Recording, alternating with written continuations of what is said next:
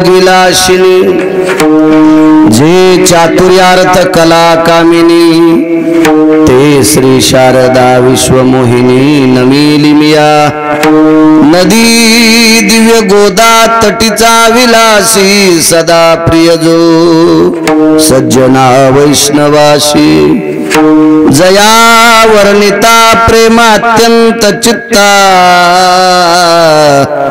नमस्कार माझा श्री गुरु एकनाथा।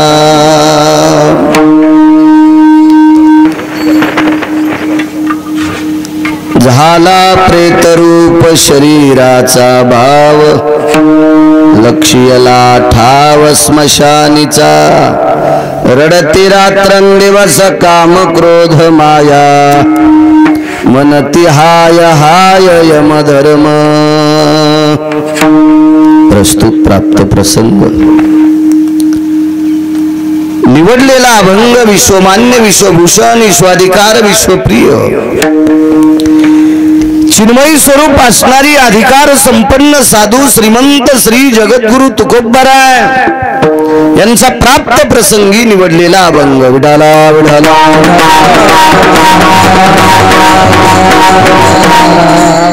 प्राप्त प्रसंगी निवडलेला अभंग माझ्या देहूतल्या मालकांचा आहे। मालक या अभंगाद्वारे नमूद करतात ज्या दिवशी प्रेतात रूपांतर होतं त्या दिवशी मशानात जावं लागतंय। झाला प्रेतरूप शरीराचा भाव लक्ष्यला ठाव स्मशानीचा मात्र त्याला घरी ठेवत नाहीत। रडती रात्रंदिवस काम क्रोध माया मनती हाय हाय यमधर्म। काम क्रोध ही माया रडत असते। माणूस गेलाय त्याच्याकरता घरातली रक्ताच्या नात्यातली आप्त विष्ट सजन सखे रडत असतात, पण रडण्याच्या पाठीमागे त्यांचा स्वार्थ असतो। ती गेली व्यक्ती त्याबद्दल रडणं नाही, एक स्वार्थ एक अडचण गेली आपली एक उणीवता एक काम दाखवत होती ती व्यक्ती। अशी व्यक्ती गेली की मग त्याच्याविषयीचा जी तुटवाडा आहे तो माणसाला रडायला लावतो। वैराग्याच्या क्षणी लागल्या शरीरा ज्ञानाग्नी लागला ब्रह्मत्वेशी। मशानात नेल्यावर गौऱ्या असतात त्या वैराग्याच्या गौऱ्या येतात। आपल्याकडे प्रेताला गौरी सोयीशी कधीच लावायची नसती, कारण सरळ रचणारे बिनाकली असल्यावर त्याला ज्ञान नसते। गौरी शक्यतो पालथी लाईत असतात प्रेताला, असा पुराणाचा सिद्धांत आहे। पण हल्ली सरळ शहाणे जास्त लोक झाले, दोन चार असते त्याला काही कळत नाही किती जोरात बोलावा, किती आरडावा, किती बोंबलावा। इकडचं लाकूड तिकडं काढ, तिकडचं लाकूड इकडं घाल, कोणी टायरच लावतील। काय 10-5 मिनिटांनी कमी अधिक उशिरा जळल भडव्या। ज्या माणसानं आयुष्यभर आपल्यासाठी रान केले त्या माणसाला टायर टाकून उन्हाळ्यात पण फुकतेत, असे काही फुकणे हरामखोर आहेत। विठाला विठाला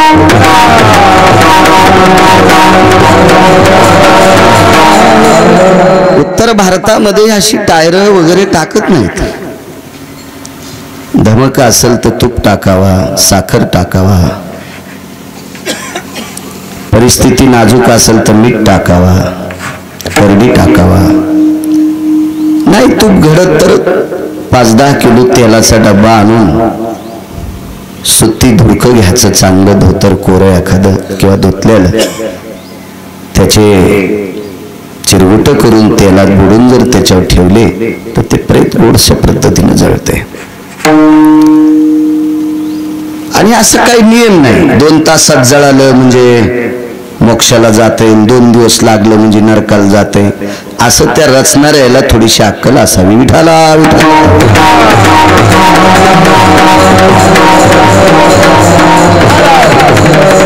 असेल एखादं पावसाळ्यातलं प्रकरण असेल, पत्र टाकले असतील तरी टायर टाकायचं काम नाही। काही काही घासलेट फेकणारे माणसं मेले बरं। टीव्हीवर पेपरवर बातम्या पाहिल्या आपण, ते प्रेताची राख सावडायच्या दिवशी ह्याच्या मात्या कराव्या लागल्या. हे अमानुष काम करणारी माणसं ह्या राखेल काय फेकतेन, पेट्रोल काय फेकतेन, डिझेल काय फेकतेन. असं वाटतंय की तो मेलेला माणूस यांचा दुश्मन होता. इतक्या आवेशानं सीमेवरचे लोक सुद्धा तितक्या आवेशानं गोळ्या घालीत नाहीत, इतक्या आवेशानं तो घासलेट फेकितो. त्याचं ते प्रदर्शन असते. त्याला वाटते सगळी लोक मला बघायला येत असं वाटतं त्याला. वैराग्याच्या क्षणी आहेत. क्षणी म्हणजे गौऱ्या. ज्ञानाग्नी लागला ब्रह्मत्वेशी. तो ज्ञानरूपी अग्नी पुराणाच्या सिद्धांतानुसार भडाग्नी आहे आणि तो अग्नी लागत असतो. पुढे फिरविला घट फोडिला चरणी, महावाक्य ध्वनी बोंब झाली.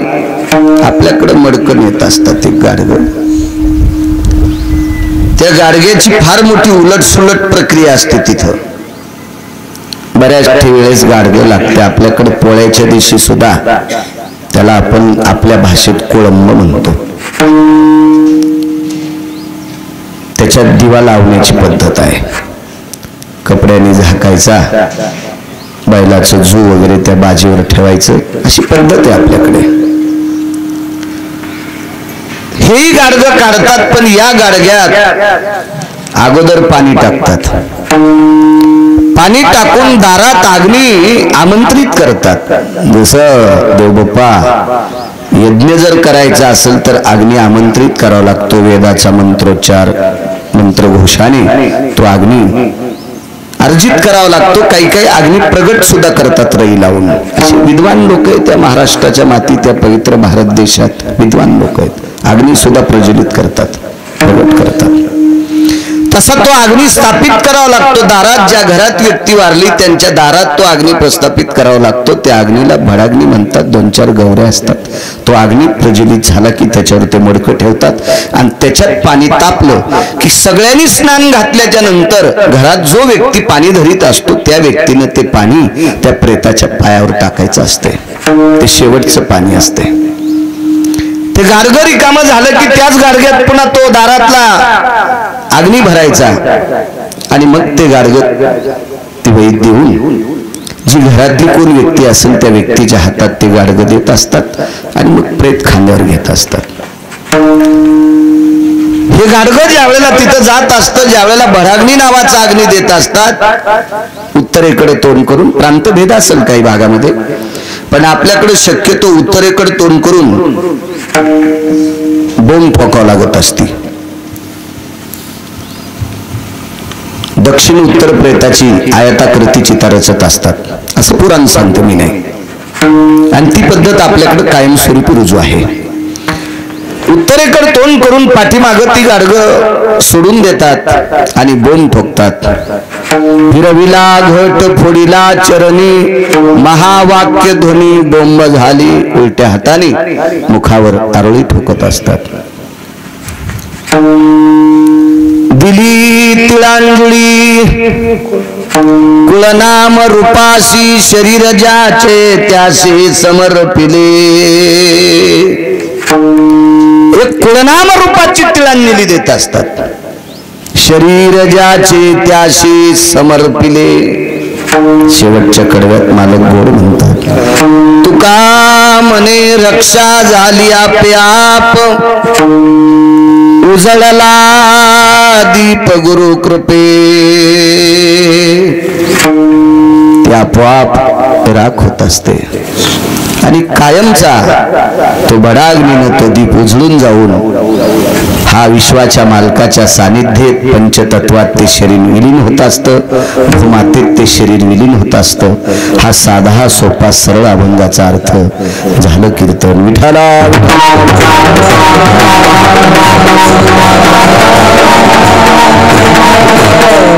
विधीचा कार्यक्रम आहे.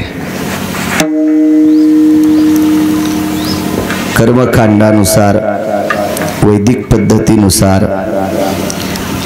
आपल्या पौराणिक शास्त्र परंपरेनुसार आजच्या विधीला उदक शांती विधी असं नाव आहे. मग त्याला कोणी गोड जेवण म्हणत असतंय, कोणी गंगापूजन म्हणत असतंय, पण शास्त्रात त्याला उदक शांती विधी असं म्हणतात.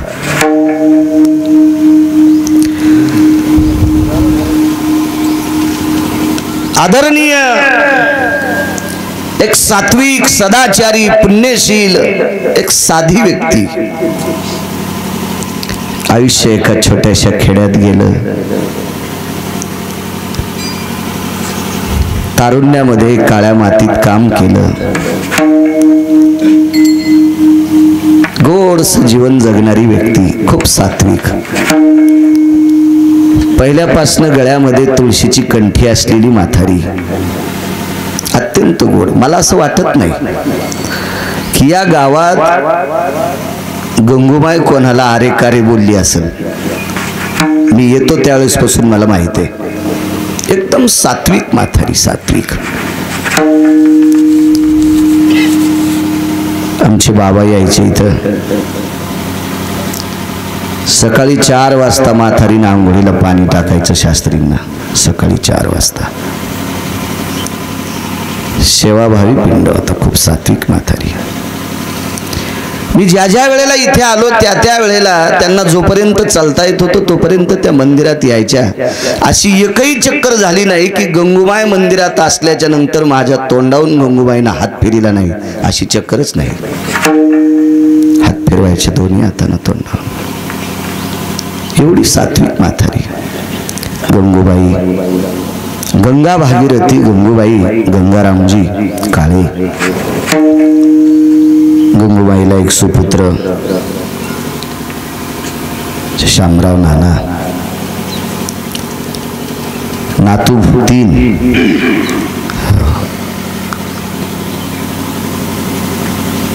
मला 1-2 दिवसापासून सारखे फोन करत होते, तारीख घ्यायची तारीख घ्यायची. मी धावपळीत कीर्तनात होतो. बघतो म्हणलं रिकामी असली तर. ते स्वतःहून आले. गुलाबराव, माईचा नातू एक, अजून 1-2 जण. आणि विच्छाही प्रगट केली म्हातारीनं शेषराव की कीर्तन महाराजाचंच ठेवा. काय भावना असते एखाद्या व्यक्तीची, प्रेम असतं. एवढं सुद्धा म्हातारी म्हणली, माझा 13वा 14वा साधा करा, एखाद्या वेळेस नुकती करू नका. असं आता कमी तर नाहीच ना, नातू प्रबळ आहेत.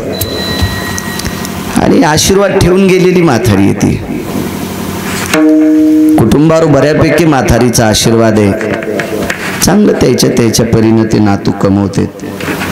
ते का कमी करतील, कशाला साधं करतील. पण जुनी इच्छा, साध्या विचाराची व्यक्ती, अरे साधं करा जेवायला पण बोलवा रे त्यांना कीर्तनाला, अशी इच्छा प्रगट केली. आमची माय सुद्धा म्हणली, जाय कीर्तनाला, तू जाय म्हणे कीर्तनाला. कुणाचे तरी असा जिव्हाळा अंतःकरणात उत्पन्न होते. असं माणसानं जीवन जगलं पाहिजे. कोणाच्या तरी अंतःकरणात थोडीशी जागा निर्माण व्हावी. असं माणूस जर जीवन जगत असेल तर त्या व्यक्तीला जगाचा मालक स्वीकारतो, इतकं लक्षात ठेवा. विठ्ठला विठ्ठला.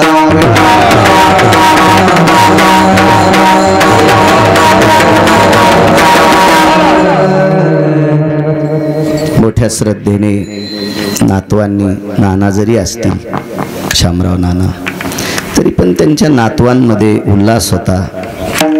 आपल्या आजीचं उदक शांतिविधी आपण मोठ्या श्रद्धेनं करू. ठिकाणाला तर काही अडचण नाही, जाग्याची अडचण नाही. एवढं मोठं वैभवशाली या पंचकृषीतलं आराध्य दैवत देवादिदेव भगवान शिवशंकराचा अधिष्ठान, जुनाट बुजुर्ग, जुनाट अधिष्ठान. अशा परमपावन तीर्थावर, या परमपावन अधिष्ठानावर आजची ही उदक शांती गंगूमाईंची पूर्ण होती. ज्या माऊलीला गोड अशा प्रकारचं मातृगयेत अधिष्ठान मातृगयेनं विलीन करून घ्यावा, अशी मातृगयेच्या चरणी प्रार्थना करतो. आणि गंगूमाईला तिथे अधिष्ठान प्राप्त व्हावा आणि त्या अधिष्ठानातून आपले सुपुत्र नातू आदी करून काय असतील ते कुटुंबातली सगळी लोक त्यांना गोड आशीर्वाद माथारीने मातृगयेतून देव असो मातृगयेच्या चरणी प्रार्थना. विठाला विठाला. शरीराचा भाव लक्ष्यला ठाव स्मशानीचा. प्रेतात रूपांतर झालं रे झालं की पाहुण्या राहुण्यांना निरोप करत असतात. येतात माणसं, इष्ट मित्र सजन सखे सोयरे धायरे आप्तेष्ट. पिशून हा शब्द वापरला महाराजांनी. हे सुद्धा येत असतात. ही सगळी जमा झाल्याच्या नंतर ज्याचं त्याचं प्रेम आहे ती व्यक्ती त्या व्यक्तीसाठी अंतःकरण भरून डोळ्यातनं पाणी निघत असतं. मी मगाशी शब्द वापरला, सज्जनांनो या विश्वात एखाद्यानं आपल्यासाठी चांगलं बोलावं हा शब्द तराजूत मोजता येणारा शब्द नाही.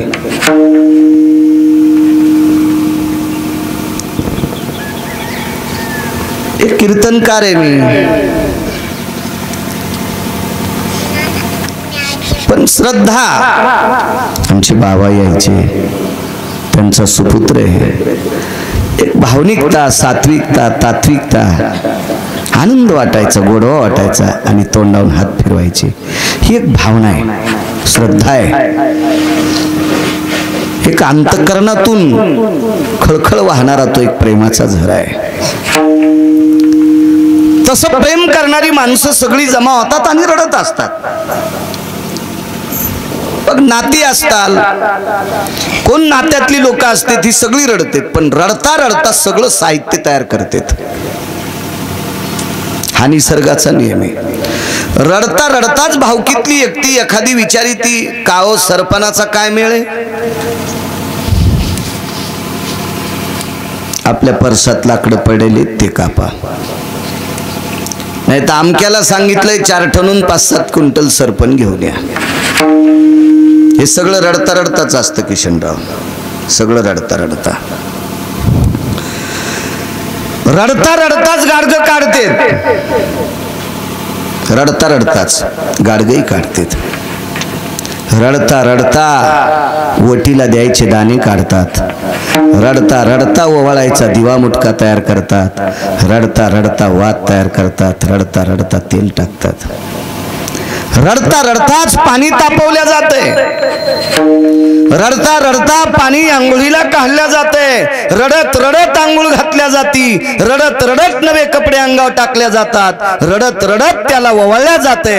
रडत रडत खांद्यावर घेतल्या जाते. इतकी माणसं श्रद्धेने रडतात, पण शेवटी त्याला घरातून बाहेर काढतात. काढा काढा म्हणते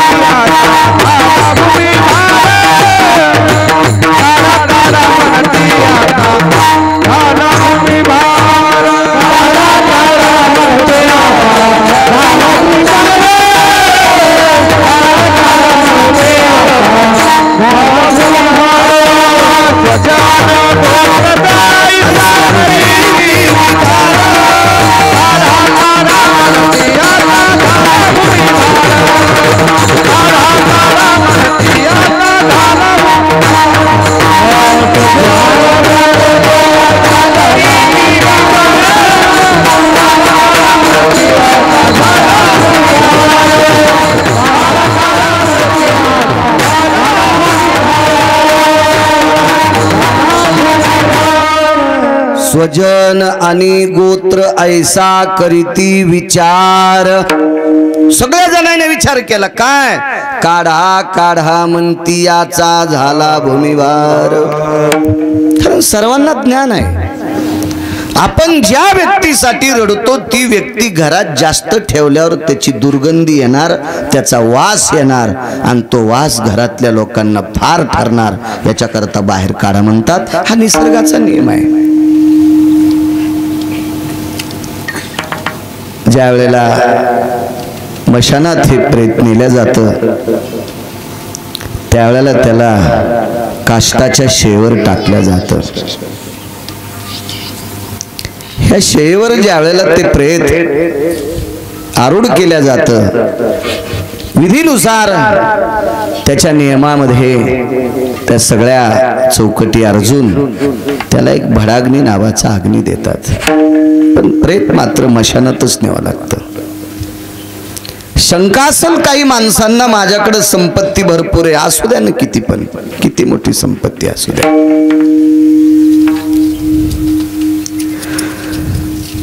एखाद्या माणसाकडे 100 बंगले असू द्या,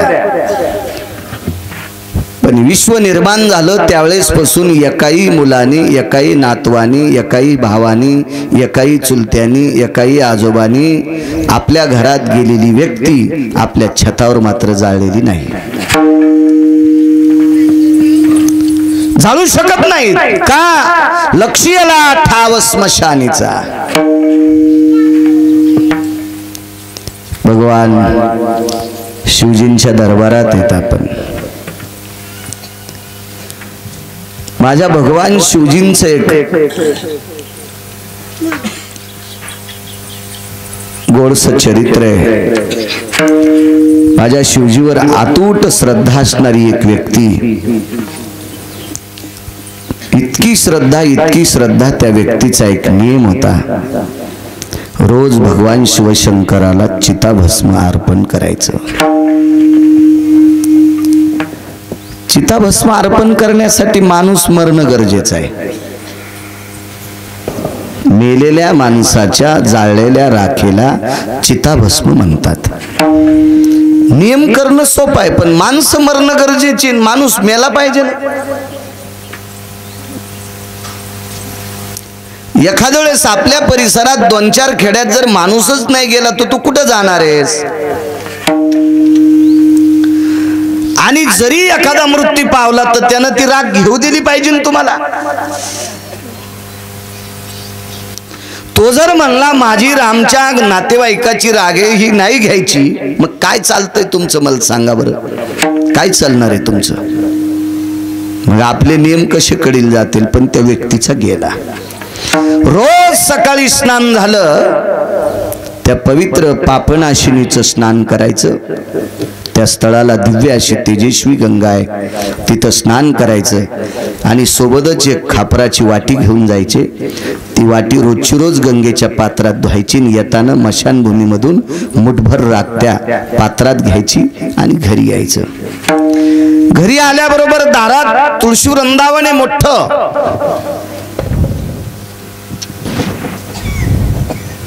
भगवान शिवशंकर हे विश्वाचं दैवत आहे, कोणाच्या बापाची जहागिरी नाही. ती कोण्या व्यक्तीची एकट्याची जहागिरी नाही, विश्वाचं दैवत आहे, विश्वाचं. कोणता भर म्हणते देवाला? विश्वंभर. त्याचं नावच आहे विश्वंभर. तुका म्हणे त्याचे नाव विश्वंभर.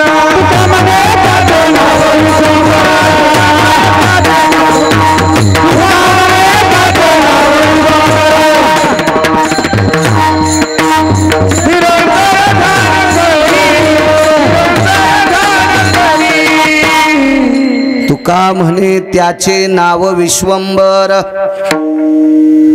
विश्वंभर आहे, विश्वंभर.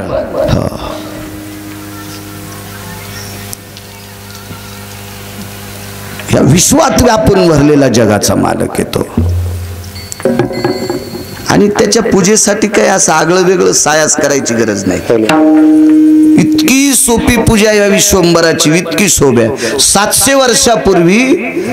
आता कोणी सांगत असेल, आपल्या लोकांना काय असतं माहिती का? घरच्याचा इटन शेजाऱ्याचा भांगणीट जवळच आवडत नसते. एका माणसाची तर कुंटलानं पैसे, पण दात घासीत दुसऱ्याच्या दारात जाई आणि त्यानं चहा प्या म्हणलं चहा पी. हे बँकेत कोटीन धोत्राला गाठी असे भिकार चोट असतात ना. काही काही भिकारी परवडे, भिकारी किती पण परवडते, भिकार चोट परवडत नसते. भिकारी काय पोटापुरतं मागतो निघून जातो, पण भिकार चोट इतके नालायक असतात ते स्वप्नात पण येऊ नये भिकार चोट. असे काही भिकार चोट आपल्यांना मानित नसतात. एखाद्या नवीन व्यक्तीनं सांगितलं की त्याचं लय मानतात. 700 वर्षापूर्वी पूजा सांगितली, किती सोपी पूजा आहे. एक बसा पाणी एक बिलवत